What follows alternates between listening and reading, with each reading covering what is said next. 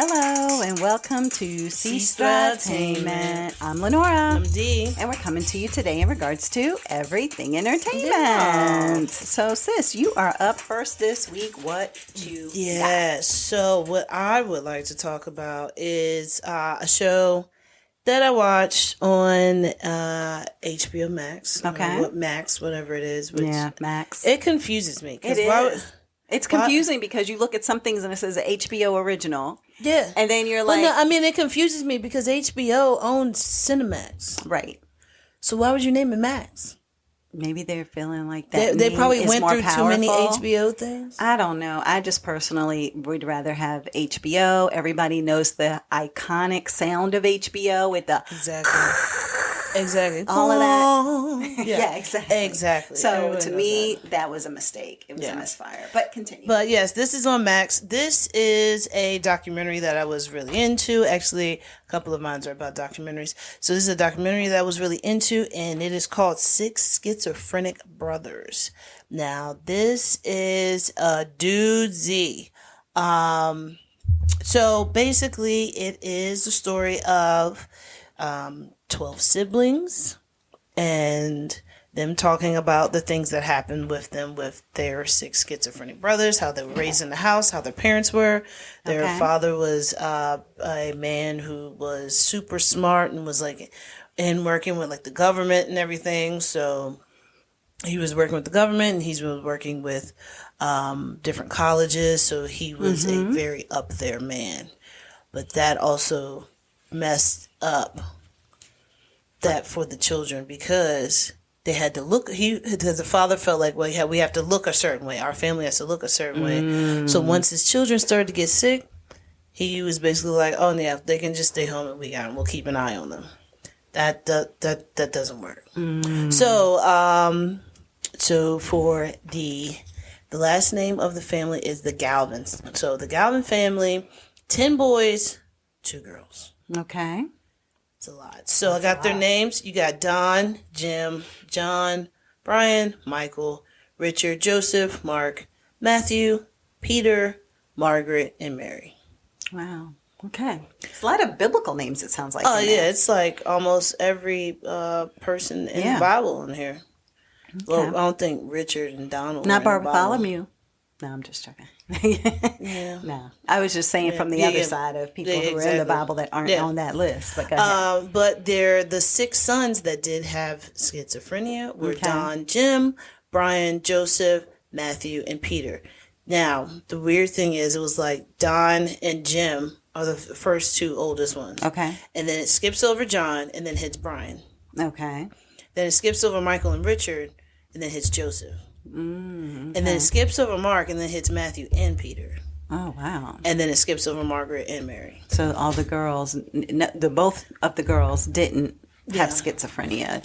Certain. And then, okay. 4 of the boys did not either. So, it is it really goes from the perspective of Mary, the youngest sister, she talks about everything that she went through, and it's like, oh man.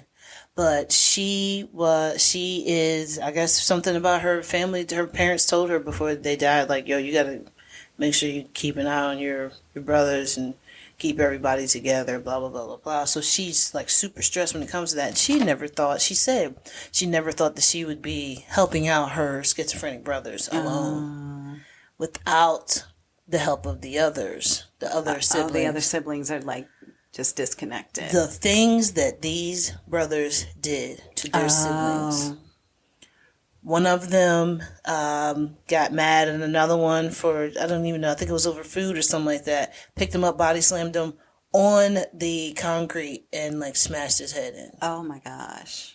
Yeah. So, they're like, why am I going to continue to engage with you? And they said you need help. They were like, are they trying to get help? It's a lot of questions I have. So it was like, one of the brothers was like I know Don's here. That's great. I'm glad y'all are talking to him. That's great. And they were like, okay, so would you like to meet him? He was like, I don't have a reason to. He said that he used to chase me around the house and tell me he was going to kill me. I was scared for my life. Why would I want to do that? Scary. And the thing is that they are so the siblings are like that with their other siblings because the parents. The parents never want to officially get the children the help that they needed. So because they were worried about their status. Do they blame their parents? So they don't say they blame their parents, but they say, going through this, we didn't know any different. Now looking back, we see how. Oh yeah, that's true. Because really, how would you know? Yeah, you don't know anything. You don't know how people treat situations like that. You don't even know if other people's households are like that. You just don't know that you're an anomaly. Exactly. So, like I said with the father, he's very respected, very smart. Mother was a stay-at-home mom, and they said that the mother could kind of tell which kids it was going to hit. Oh, really? As they were growing up. Interesting. So she had some kind of like sixth sense, or is she picked up on certain behaviors? Yeah. Maybe. But then remind me when we're done with this, for the little thing, remind me to tell you something later on. Okay. Off the mics. Gotcha. Away from the audience. Okay. Mm-hmm. So she could tell, and with the youngest sister trying to take over, she thought that her sister Margaret was going to help her. Margaret was like, Margaret was raped and like molested by her brothers, and so was Mary, but Mary's still there for them because Mary's like, okay, they are sick. Yeah. And Margaret's like, I went through too much. Yeah, right. I mean, and then Margaret actually got to go away and live with her godmother or her aunt or something like that. Oh, really? Wow. But they left Mary there. So, okay. Which is like, why would you leave the baby girl and why won't you take all the girls and to be like, hey, let me get them out of this house with these brothers that are treating them like prey. Yeah. But it was, I think it's only 3 or 4 of them that are actually on the documentary that are talking about stuff. Wait, no, 5. 1, 2, 3, 4, 5. 5 that are schizophrenic? No, I mean, there's 5 siblings total. 5 siblings total. Okay. Yes. Do any of the schizophrenic siblings share their story? Oh, yeah. They talked to them? They talked to two of the brothers. They talked to Pete. I think they talked to Don and Peter. Okay. And when they talked to them, Don's like in a wheelchair, and he's an older man, but he doesn't. He for what age I guess he's supposed to be, he doesn't look that bad. So it's like he doesn't look like he's had a very, very hard, rough life. Okay. Peter looks older than Don. Oh, okay. Yeah. He's younger. Yeah. Yeah. But he, they ask him questions like, so tell us about, do you think you have schizophrenia? He was like, that's what they say. Ask Peter the same question. Peter, do you think you have schizophrenia? Well, that's what they said, but then they gave us medication. It's all supposed to be gone. That's what they told us. So it was like, it was a quite a few things that you can tell. Like they were, I think Peter's not, it doesn't look like Peter's taking his medication down. It does look like he's taking his medication. Okay, gotcha. But the thing is, what I noticed is when they're talking to Don is that the person who's interviewing him is not talking that loud. And Don's like, what'd you say? And then he's saying stuff, but it doesn't make sense. But it's probably like, I didn't even understand what you said because you said it 3 times and I still can't understand it. So I'm probably just going to answer it with whatever I heard.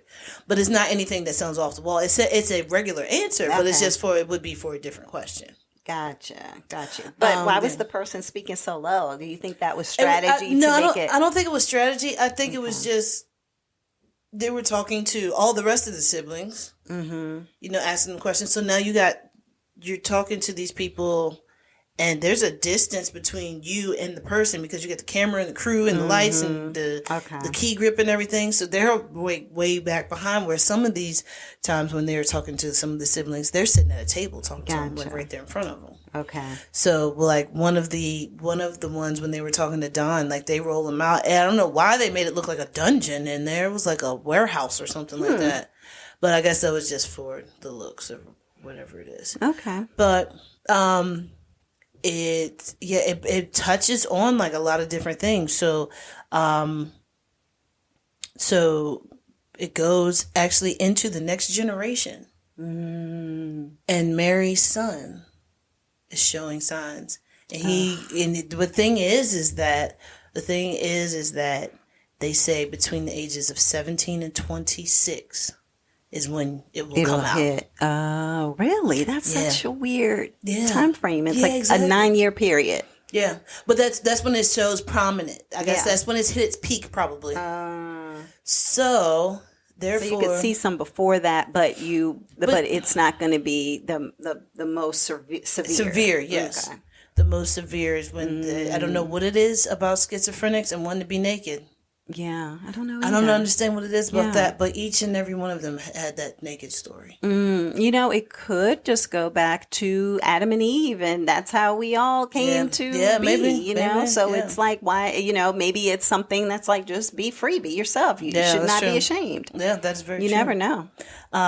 So with Mary's son, he talks, and while he's talking on the interview, he's talking and saying, yeah, I'm just waiting until, my birthday's coming up, about to be 26. I'm just making sure that I get right past this, and then everybody can see that I don't have it. And the whole time, his sister and his mother, who is Mary, one of the brothers, like all of the brothers, sisters. The one that's taking care of who's taking care of everybody. They ended up taking the son who, gosh, did I write his name down? The one who is Mary's son. Yes. You're saying, okay. But I can't remember. I can't remember what his name was. I thought it started with an L, like Liam or something. But went to go take him and his friend to go get ice cream. Mm-hmm. So what happens? His father and his mother in the front seat, they tell the friend, hey, go ahead. We need to talk to him really quick by ourselves. And when that happened, they locked the doors and they drove him straight to get committed. What? Yes. And I was like, that is traumatic. That is traumatic. And why would you do that? And did his friend know that this was happening? I have no clue, because they don't even talk about that. Yeah, and by the way, he was thinking he wasn't schizophrenic, exactly. right? But this was a while ago. This was a while ago. This is way before when. Oh, you're saying it's before he was like, I'm 26 and I'm just trying to make sure I make it. This was like high school or something like that. Wow. Yes. That can make you resentful. Thank you. I agree. Because they said that he was trying his hardest to kick the back windows out. Oh my gosh. Wow. And he was like ready to fight his parents. I understand that. Somebody just took you. Because apparently, if this is the thing about schizophrenia, everybody who has schizophrenia says they're not sick. Right. But it's like voices and things like that. So. But that's the common thing they say. I'm not sick. Mm-hmm. But then the thing is that, like, this boy said he's constantly thinking about it. Mm. So now it's like, if he doesn't see it himself, then in his mind he's thinking, well, if I'm not sick, they're just going to take me somewhere, and they think that I am, but I can tell that I'm not. Right. Going off of that. So but is he really not? But that's what I'm saying. You don't know because people it's all off of the perspective. Yeah. So I can understand him trying to kick the windows and everything out.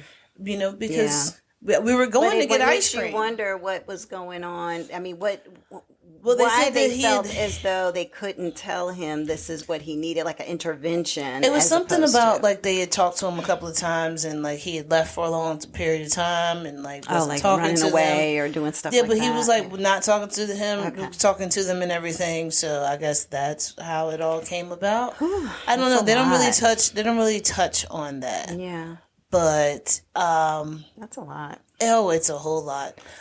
It's like one of those things that you can watch. You're definitely not going to watch it and feel better about life after you watch it, it sounds like. Yeah, no. And it can be triggering, it sounds like, for certain people. And it sounds depressing. Like, it sounds fascinating for me because I was a psychology major. Yeah. So for me, just the human behavior of it all sounds fascinating. Yeah, exactly. But at the same time, it's like, I don't know if I could sit through it. Do you know what I mean? Oh, yeah, I get that. Could I watch it? I see. So me watching it was to better understand. Yeah, right. And it definitely, opened up my eyes to a lot of things. I just feel for Mary.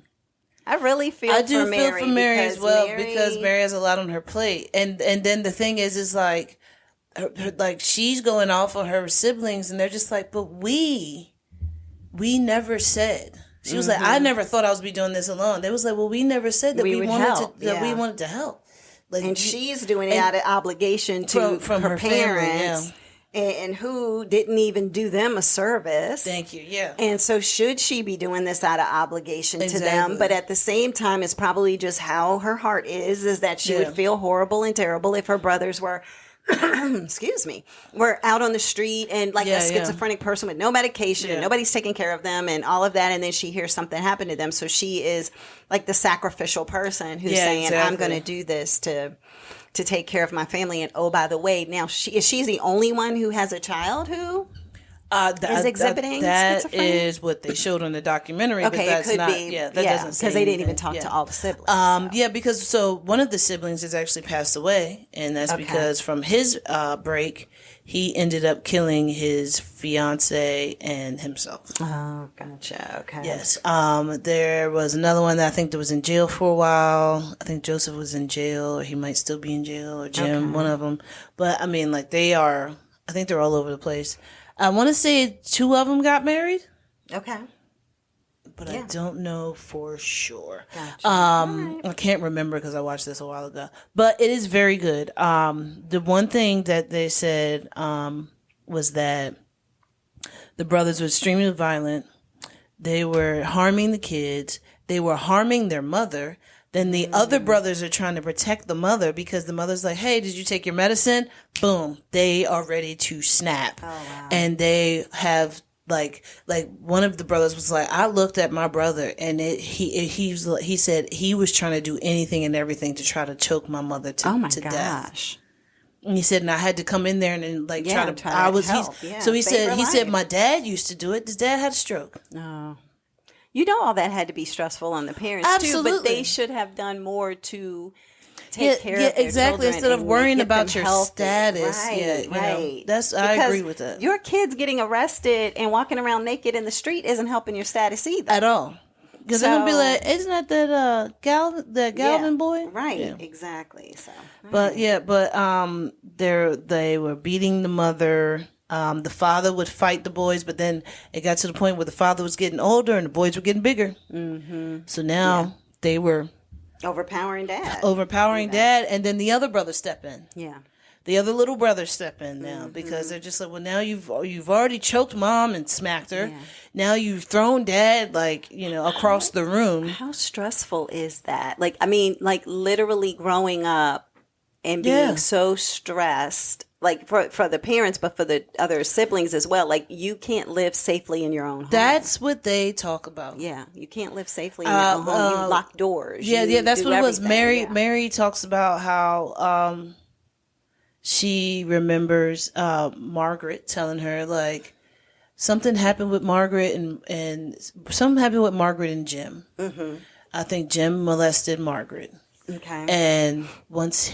I think he's the one that got married, went to jail, came back, came home, and she was like, I'm not going to live here anymore. Right. And they said, well, actually what it was like, they said that he was out of the hospital and he was getting normal. He was like at his normal pace. Okay.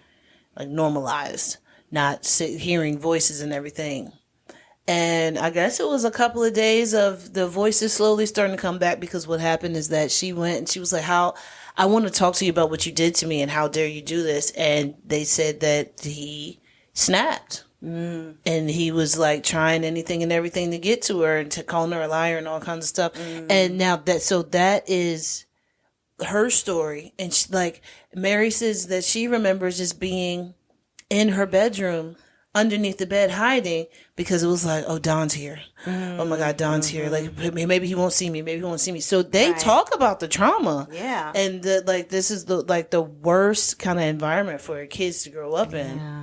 Yeah, it's like you know, and parents sometimes also feel guilty because they're like, I mean, obviously most parents don't have 6 or whatever. But that's what happened with the mother too. Yeah, so you feel guilty and you're like, no, I should be able to take care of my kid. I can love them through this. I can do this. I can do that. And to send them away or to try to get them help or to have them somewhere else just so that we can live comfortably isn't fair. Yeah, but it's like, but that's not you living comfortably. if they're in the house with you. No, I know, but I'm just saying that it's like, but me sending them away is almost like I'd rather send them away so I can live comfortably than for me to have them here and we just have to deal with Yeah, so they have that, you mean like them having like that guilt feeling? Guilt, that's what I was talking about. Like, but that's not what it is. It's like you have to send them away so they can get help. Right, exactly. This has nothing to do with you at all. Right. This is all about that person. Yeah. And I think that's where a lot of family members don't understand that. Yeah. But yeah, so like they were just uncontrollable. They were killing animals. They were trying to kill each other. They already killed people. So it's a lot in this. I think it's a 4-part. Wait, you know, 4-part series. I can't remember now. I've watched so many documentaries. Oh goodness. Okay. Yes, 4-part series. Okay. It is 4 parts. Perception, psychosis, delusion, and reality. Those are the names of each of those. So, they show a lot of information, but it is really good, especially if you want to understand like the brain when schizophrenia is attacking it. I guess I don't know exactly how to say it. But I thought that it was really good, and it was it's saddening, but it is something good to watch if you want to watch it. Okay. The 6 Schizophrenic Brothers. All right. On Max. Yeah, on Max. Sorry, you can't say HBO. I literally wasn't even trying to. It just was getting ready to come out. Yeah. All right. So I have next something that I'm just going to be really quick about because I can't talk that much about it because it just came out, which is Bad Boys, Ride or Die. Okay. Bad Boys, Bad Boys. What you gonna do? What you gonna do when they coming for you? The nothing of the aim. I know, or as Martin Lawrence says, snicker, snicker, snicker, snicker, snickers. He was wanting some candy. Let's just say that. Okay. He started going down a Snickers. At least it sounded like to me he was saying Snickers. Yeah. I don't know what he was saying, but yeah. So Bad Boys Ride or Die came out probably the very beginning of June. And so it involves Will Smith as Mike Lowry. Yeah, you have Martin Lawrence as Marcus Burnett. You have Vanessa Hudgens in here as Kelly, Alexander Ludwig as Dorn. You have Paulo Nunez as Rita. You have Eric Dane as McGrath. And you have, actually, I guess you would say Armando, who from the last series or last movie, it showed up as Will Smith's son. He is played by Jacob Scipio. So basically that is the cast for the most part. I mean, you have Tasha Smith in here because she's Marcus's wife. You have Rhea Seehorn. She plays Judy. She was on, if you think of Better Call Saul, she was the love interest of Better Call Saul. Okay. So anyway, Tiffany Haddish has a cameo. Joe I can't even say Pantolo. How do you say that? Pantoliano. I think that's how you would say it. Joe Pantoliano. Yes. He was their chief, their captain, Captain Howard, that he was in all the movies. So anyway, DJ Khaled, John Sally, like the list goes on and on. So anyway, a lot of people, a lot of these people were in multiple movies. So anywho, the premise of this story, and again, I'm not going to give many spoilers, just like first 10 minute spoilers. How about that? I mean, it's a 2 hour, like an hour and some change, an hour 40 10 minutes isn't bad. And there's just a little bit. Okay, so the movie starts off with Mike Lowry, of all people, the player from the Himalayas is getting married. Player from the Himalayas. Yes, he is getting married. So in the last Bad Boys, he was starting to date his therapist, right? So people are like, oh, dating your therapist, that's interesting. Well, it was a physical therapist, not like a mental health therapist. Yeah. So anyway, so he starts dating his physical therapist. From that movie, they are getting married. So as they are getting married, first of all, it's hilarious in the beginning because Mike Lowry is driving Marcus to, they're just driving really fast. And they're like, we can't be late. We just can't be late. And Marcus strolls up. and says, look, man, you were driving so fast and so erratic. I mean, he was driving insane, like the whole turns and the back wheels are yeah, exactly. So he was like, drifting. All right. He said, I got to go to the bathroom, basically, because you're going to make me soil myself, you know? So anyway, he said, let me just get something like a ginger ale to calm my stomach. That's it. And he's like, okay, Marcus, go in, get one ginger ale. And that's it. Like, come right out. Not another thing. Because we got 5 minutes. That's it. So Marcus goes inside. He gets his ginger ale. Then he starts to see the hot dog on the little spinning thing like a 7-Eleven. And he was like, oh, yeah, let me get one of them dogs, man. What you got to put on it? You know, whatever. Then he sees some Skittles. So he's like, let me get the Skittles. Now, mind you, he's supposed to be like on this healthier journey or diet or something. So that's why Mike is like, get your ginger ale and come right out. Yeah. So as Marcus is getting the hot dog and taking a bite or whatever, all of a sudden a gun shows up beside his head pointing at the person saying, hey, give me all the money in the register. And Marcus is like, man, no, like this can't be happening. I gotta go. Like I gotta run. I got literally 1 minute and 30 seconds to get out there or else I'm in trouble. We all in trouble. Yeah. And so lo and behold, they all in trouble because here comes Mike Lowry and he's like, look, dude, what are you doing? He ain't even looking at the person with the gun. He like, Marcus, I done told you. Come on, you were supposed to just get the ginger. Is that a hot dog? Don't tell me that that's some Skittles. You know, all of that kind of stuff. So he's like, well, you know what had happened was and all that. So anyway, long story short, they do some little maneuver and basically shoot the guy in the leg. And it's all right, we got to go. And, you know, Martin's like, look, call the cops. And they aren't you the cops? Like, you here. Like, why? And he's like, no. Go call the cops that are on patrol now. Because we got a way to go. Yeah. So that's when it starts off with that and then gets to Marcus getting married. So at the wedding, however, everybody is partying, having a good time. And they're like, go. Oh, first of all, Marcus can't give a speech for nothing without crying because he's emotional. Yeah, he's very emotional. He's emotional. Look at my pupils. Look, how am I going to look at my pupils? It's very emotional. And so what ends up happening is everybody's like, go Marcus. And he's jamming and dancing and falls out. And literally, like the way they showed him fall, I was like, oh, I hope Martin didn't really hurt himself just acting this part out. Because it literally looked like he just fell face first on the concrete. Like, you know, like it was bad.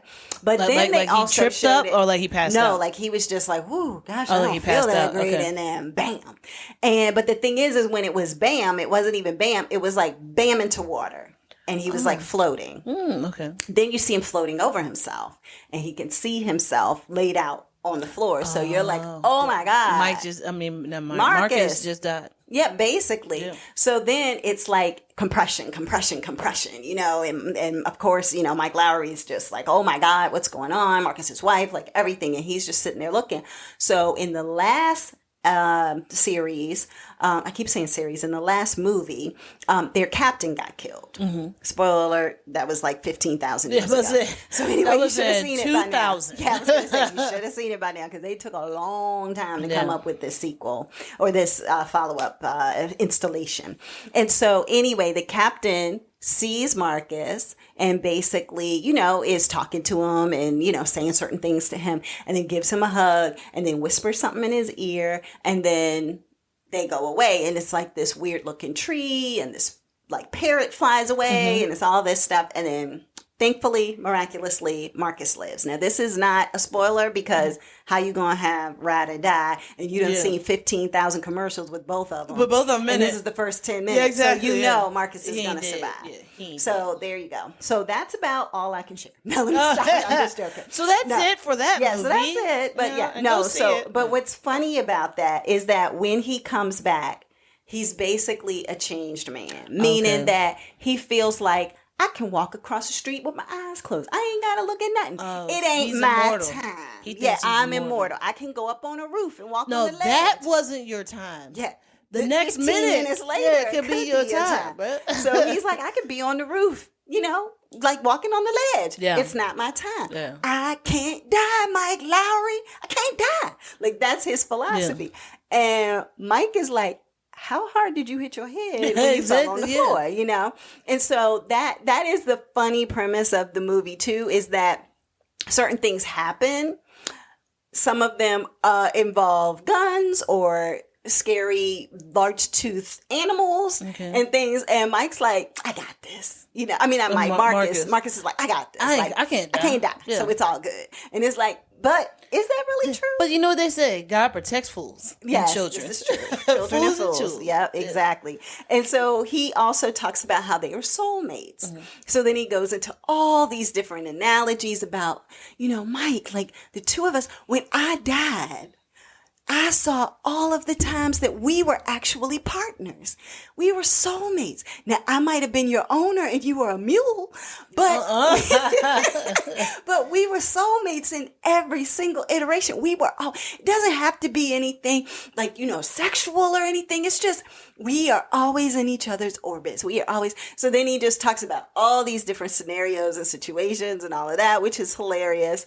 And it doesn't all happen in one conversation. It's like throughout the movie, he's like, yeah, this is like that time when such and such, you know, and Mike is like, dude, like, stop with the soulmate stuff already. I have a wife. Like, you're not my soulmate. So anyway, that part is hilarious.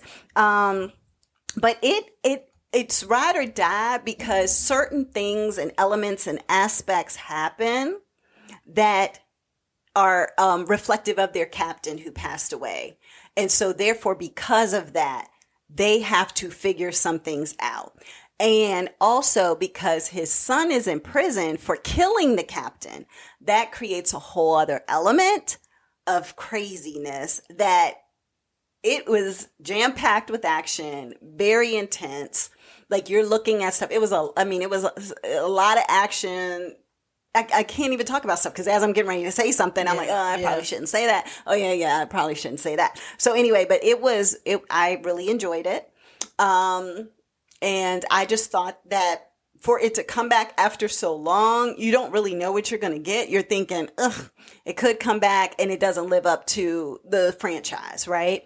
And for me personally, I felt like, hey, I didn't even, honestly, I'm watching this one.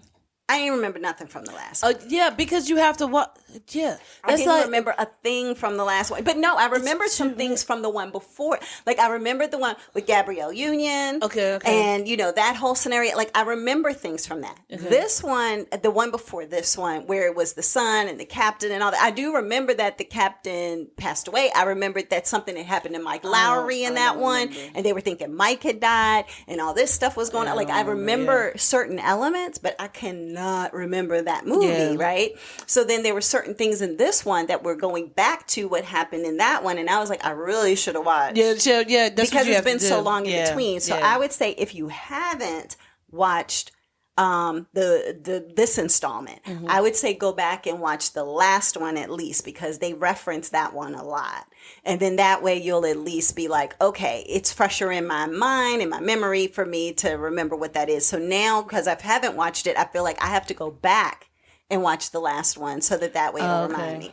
And the other thing about that is remember another character who is in here that I thought was really cute and funny because he ended up marrying Martin's daughter, Reggie. So remember in that in the previous movie where Reggie comes and he wants to date the daughter and they all show that? him all grown up and everything. So now he's grown up in this movie, and when I tell you Reggie is a superstar. That's all I can say. Okay. Reggie is awesome.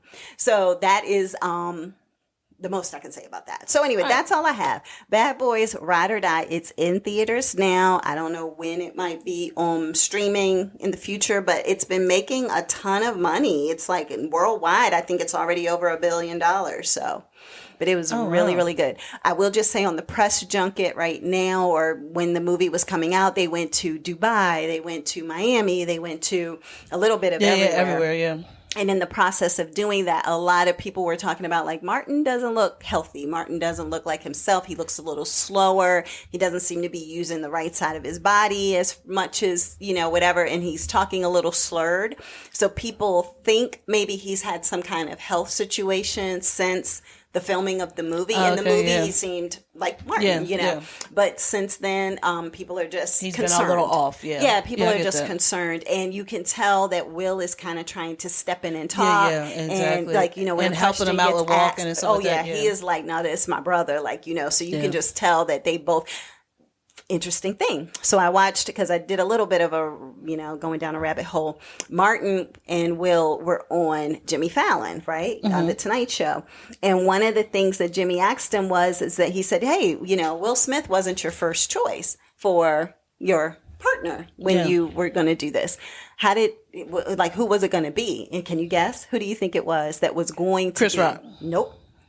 Was going to be I was hoping partner. it was going to be Chris Rock because of the whole SmackDown. That's funny. I didn't even think about that. Yeah. Somebody who was big. I mean, bigger probably back then, but I'll just tell you because it could take Tommy Davidson. No, Eddie Murphy. Oh, okay. Mike Lowry was supposed to be Eddie Murphy. But you can't do that because he's already Axel Foley. I know. Well, that was the thing. It was like, well, I mean, you could. He was already a cop, so you could believe that he was this cop, but he couldn't do it for whatever reason. And maybe that was it. He's probably making that other movie. He's doing when it first came out. So yeah. So with him doing something else, he wasn't able to do it. And then Martin said that Will came up next, and he was like, "That's perfect because we're both the biggest in the game right now because it was the Fresh Prince was still going on, and Martin was still going on when they started this. So they were like two comedy powerhouses with the top shows on TV coming together to do an action movie. Like, what could be better than that? Because nobody would expect that. Yeah. So that's how they ended up together, and they were like, and we've been like soulmates, I guess you would say. Yeah, soulmates ever since. Soulmates ever since. When he might have been the owner of the donkey, but they were still soulmates. Yeah, exactly. So enjoy if you happen to watch it. I think most people will thoroughly enjoy it, but it was Bad Boys Ride or Die. So I thought it was good. All right, what you got, sis? So I got kind of like I guess it's a trigger warning. Okay. For people. So I'm super excited. Inside Out 2 is out. Right? Yes. Love Inside Out. Like, great movie. It explains emotions to people, like to adults and to children in the best way possible. Yeah. And I love that. I wish that they had more movies like that would explain stuff, Yeah.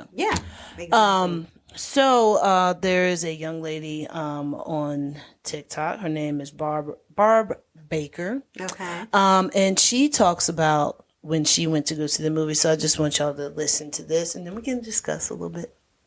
Okay, I gotta tell you guys a movie with a trigger warning. If you guys ever see Inside Out 2 and you have anxiety, be careful. So the whole movie is about Riley, who is the main character, and her emotions, and she's going into puberty, and anxiety takes over. So I was like, I'll probably fall asleep at this movie. It'll be okay. So I start watching, and anxiety took over. So anxiety is one of the characters, one of the new characters. And anxiety comes over and goes, I can do everything by myself. I'll take over joy, who's a character. I'll take over anger, who's a character. And this is like kind of like your emotions.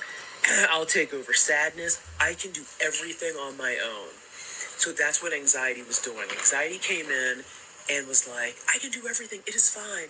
But because she was doing so much, the character Riley, who's like the little girl, started saying to herself, I'm not good enough. Because anxiety was trying to do everything. She was in a new school. Her friends were changing, all that stuff. So she instead of letting joy come in and nervousness and sadness, she was just like, I'm not good enough. I'm not good enough. And it's funny, throughout like the last part of the movie, she just kept saying it over and over again. And it started making me really, really sad. Because I say that to myself a lot. I don't purposely say that to myself, but that's why I try to do everything. Because I'm like, it'll be better if I do everything. Because I'll be good enough if I do everything. And then once she started saying that to herself, I just started crying. And then it's what really hit me is when Joy, the little character Joy, who is in this little girl's head, she goes, I guess she doesn't need me anymore. When anxiety takes over, Joy just leaves. And then it really hit me that, I've let that happen. I've let anxiety take over and let Joy leave. So I came home and I'm telling my husband, and I was crying to him about it. And I said, what's funny is I don't think I've felt joy in years because I haven't let myself, because I've let anxiety steer the wheel of my life. And that's kind of what was happening. So anxiety, the little character anxiety, was like, I can do everything. I can do all the jobs that all the other emotions can do. I can do it. I'm good. And then what happened was the little girl started having a panic attack because anxiety had taken over. And I know I'm all over the place with this, but I'm just letting you guys know, if you're somebody that struggles with anxiety or something like that, this movie may be like, how eye-opening. And as I'm crying to my husband, I was like, I don't think I've felt real joy since my father died. And it just kind of came to me. So, be careful when you watch that movie, because it's for kids, but adults can really get something from it. Oh, yeah. And there's my piece. There you go. So that was really deep. And when she talks about how after her father died, she had not, experienced any joy. It said in the caption, well, not in the caption, but it said in some text, that there were amazing moments that happened in her life that she did not have joy. Oh, because she wouldn't allow herself to have joy. Because of her anxiety. Yeah. So, if anybody doesn't know, Inside Out is a movie it follows a little girl. Mm-hmm. And from birth in the first one. Yeah. From in the first one, it follows her, and it's just her becoming like a teenager. I guess now she's into like the teenage and dealing with emotions. So like a 2-year-old, and it's like crying. It's like, so it's like sadness. So it was like, all right, what is that? Oh, that's pink. Like that's orange and slimy. Oh wait, it's a slice of orange, so we can eat that. We like that. It's like, oh, what's that green thing? It's like, oh no, we're over it. Boom, push a button, starts wailing. So you have sadness, you have joy, you have anger. You have, gosh, what is she? Who? Which one? The one that has she's purple with the hair. Oh, I can't remember. Oh, we had to look it up, I guess. Yeah. I'm not sure. and then, so I thought that anxiety was the green one. The Bill Hader. Who was that? So I'm gonna have to go back and check and see, unless they changed it up and now it's a preteen anxiety. That's weird. But basically, they are just going around. Like, the movie is them being. Oh yeah, the green one. The green one is the girl that I was talking about. Sorry, discuss. There you go. Oh, yeah, she was like, yeah, whatever. And and then the purple one is fear. Fear. Okay. Yes. Fear, so you have joy, anger. fear, anger, disgust, and sadness. Yeah. So anger is overboard. Anger is the voice of Louis Black. So you know how he talks when he's like, like that's how he talks. There's little fingers sticking out there. So that's how anger is. Anger is like extremely like angry the entire time. And but I like how they put everything together. Yeah. So it's just the emotions of the child, but you're actually supposed to be inside of her brain watching each of these emotions. Right. And how they are like, okay, yeah, oh wait, this is a core memory. So all the core memories have to be in a certain place. They have to store. You have to store core memories. And then when things happen, then you start to lose some of those core memories. And then that was what the first movie was about, getting back the core memories of like the good stuff. Because it basically made it to where Riley was like a numb, like maybe 10 or 11-year-old, because she's moved. She like people are making fun of her and everything, stuff like that. So now she just feels alone and she's numb. So it's like there are no emotions. Like it's like she's in autopilot for part of that for the first movie. So now in the second movie, when they introduce anxiety, oh man.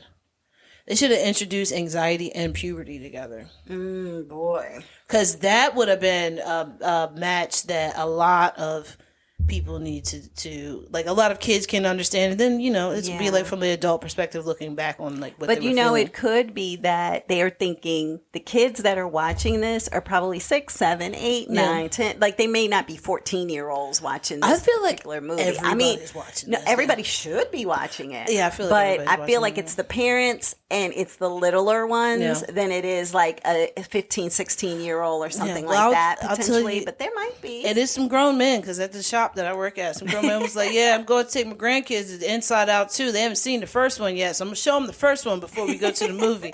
And I'm like, wait, you taking your grandkids? They didn't even ask you? No, he was they like, just want to see it, but they can't go see it. They don't want to go see it by themselves. Sit in a movie theater, yeah. So, but so I think that this is a great kind of movie. How Pixar is doing this, with explaining the feelings and emotions that you go through as you're growing up. Mm-hmm. They do this in a raunchy way on another show, Big Mouth. Oh, okay. I haven't watched Big Mouth. I don't watch it's that. It's a raunchier way, and that is that one has hormones and depression and anxiety and things like that on it as well. But I like this because it's so cute and it's so good. Like, I mean, I love it. So they have on this one, the new emotions are anxiety, embarrassment, envy, and ennui. I don't even know what this is. It just says ENNUI. What is that?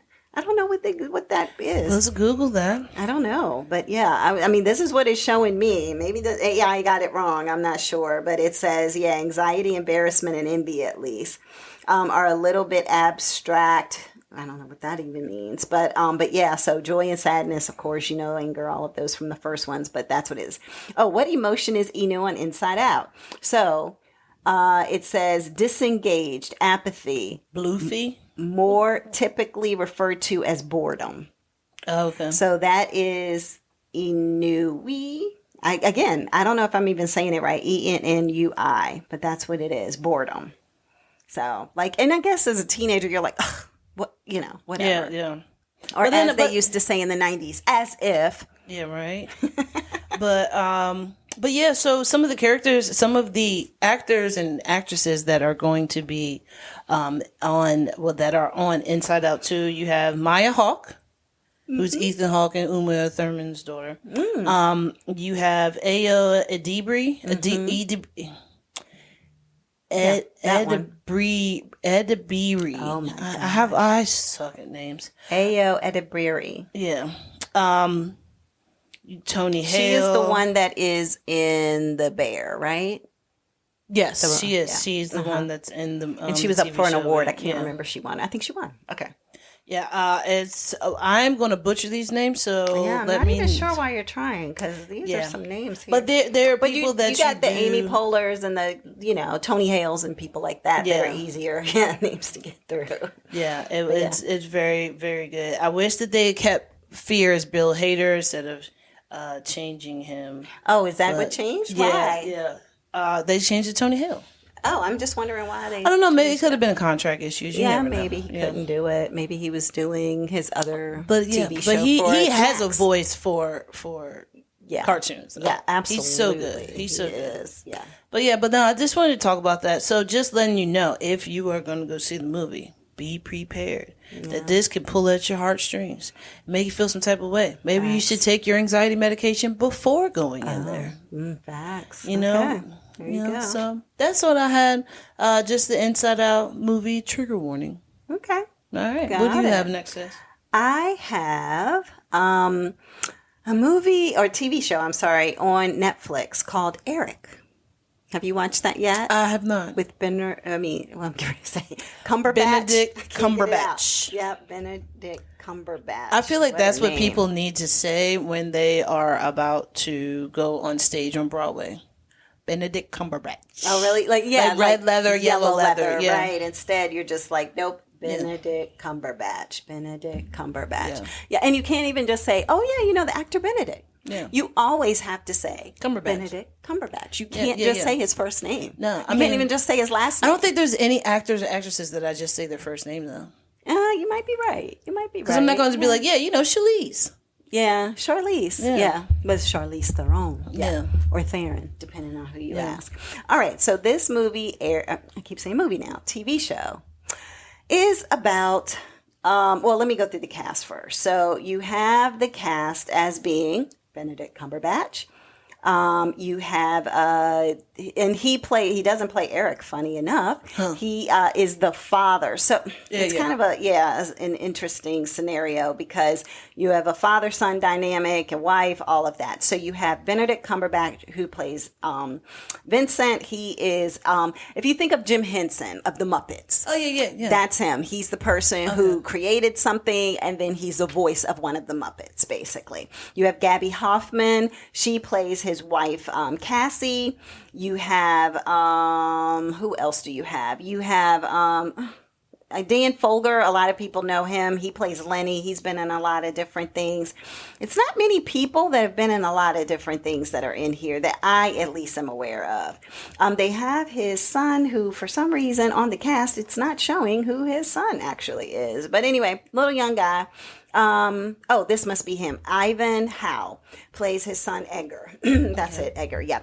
So you have the detective, because I'll tell you in a second why that is. So the detective in this is McKinley Belcher III. Okay. You have a guy who's like a doorman, and that's Clark Peters. You know him. You've seen him before in a lot of different things, and that's his name is George Lovett in here. So anyway, in the show, premise is it starts off with the father, and his character is at a press conference, and it's about his missing son. Like right out the gate, you're just seeing him at this press conference talking about his missing son. He's asking people for help to try to find his son, but he also says, hey, I'm so sorry. I apologize, Edgar. Like, just come back home. So then everybody's like, well, he apologized. What's going on? What did he do? Why is he apologizing? Right. Cops, everybody's wondering. His wife, what you apologizing for? What's going on? What do you do to make him run away? Kind of scenario, right? So then it goes 45 hours before that. And it jumps ahead, and you realize that the father being an animator, like I said, like Jim Henson, and he is an interesting character because he's pretty much a jerk. Like most of the people he works with tolerate him because he's the one who owns the rights to the show. It's called Good Morning. I can't remember it. I'll get to it in a second. Good Day Sunshine. That's the name of the show. Good Day Sunshine. And so, so people give him the finger and cuss him out and just tell him he's a jerk and all of that. And you see his dynamic with his son where he's like 1 minute he's playing with the Muppets or they're recording and he's smiling at his son and he's doing the little funny voices. And then the next moment he's like, get your stuff, let's go. Yeah. So it's just like very up and down and weird, dynamics, right? And so then what ends up happening is that, and also with Good Day Sunshine, there's a storyline that goes to that as well. So there's a reason why it's called that in his own childhood trauma. Let's just call it that. So anyway, so all of a sudden, it's like the next morning, the little boy is ready to go to school. The mom and dad are having an argument. And so he's listening to all them, fussing back and forth, and they're dropping F-bombs, and it's just like, what? Who? Where? So the little boy leaves. Of course, the doorman sees him leave, and the boy goes around the corner, and the mom had told him, look, you got to take him to school. Well, he doesn't take him to school because they're still arguing. The little boy just leaves. And then they're like, hey, time to take you to school. He's already gone. So they, the doorman sees, the boy leave. The boy doesn't make it to school. And that's where the whole story starts of there being a watch and a manhunt and all of that. Like, who took the kid? Where is the kid? Did something happen to the kid? All of that. And so, then they start doing all these different flashes. So then they might flash to show, well, the father actually, was very playful with his son after they did finish with the Muppet Show and was, racing him home. But of course, the father is a jerk, so he's not even going to let his kid get a chance to win. So he's like going after, getting to the doorstop first and all this kind of stuff. And you see the little boy's disappointment because it's like, Dad, really? Like, you had to beat me like that? And, all that kind of stuff. The premise of the show also is in the probably 80s or 90s. I don't think that it says specifically, but it's somewhere around there that it's taking place. And also, there is the reason that I say that is because it was that time of, everything was rap then. You know what I'm saying? It's like, the early 80s, 90s, it was like, the Muppets have to rap, and somebody has to like be breakdancing, and somebody has to have on like a leisure looking, jogging outfit or whatever. Right, exactly. So that was kind of, they were like, "What, we got to now add rap jargon to our, our show and yada yada." So that's kind of the time frame. The Cars were like from that time frame. Everything it was like probably, I think, more like late 80s, early 90s, but I don't remember it saying specifically. So anyway, the boy is missing. The police get involved, and it's 48 hours, basically. Like, you have to try to find this child within 48 hours. Yeah. So you might be asking, where the heck does Eric come in? But, well, here's my question. Is it still that you have to wait 24 hours before putting out the thing, or is that this before that time? I don't know, because the press conference was 48 hours after he had been missing. So I don't know if they specifically spoke to, you have to wait, continue to wait, see if he ran away, all that kind of stuff. But everybody pretty much was like on the list of people who were suspects of, this young boy missing. So the doorman, the father, because of what he said, what's going on with the mother, and, there's some drama there, it's a lot of different things that are happening. And so what ends up, also happening when it comes to Eric, and why it's named Eric, is that very early, and all this stuff I'm talking about, like, this is like a, 8-episode show. Everything I'm talking about is not only first episode, probably first 20 minutes. Okay. Yeah. So basically what ends up happening is that the young boy, because his father works with Muppets and stuff, he wants to create his own Muppet, because the father is coming around to saying, hey, we need a new, fresh Muppet, right? And so the young boy goes to like the costume designer and is like, hey, do you have something that looks like this? Because he shows like a sketch of this monster that he wants to create. And then, so she's given like this blue kind of, shag carpety looking kind of like Snuffleupagus. Yeah, something like that. Or the one that was, or something that was in that movie. What is the one with the one that had the one eyeball, and Monsters Inc. Yeah, Monsters. So something like that big, huge monster from that, right? And so anyway, he draws this monster, and he's trying to pitch it to his dad of, this is, who I think, and his name's going to be Eric. Okay. So that's where the Eric comes in, because the monster he wants to create's name is Eric. Well, the interesting thing about this show that is tricky, that people will either like, don't like, or question, is Benedict Cumberbatch's character manifests Eric into his own reality as he's looking for his son.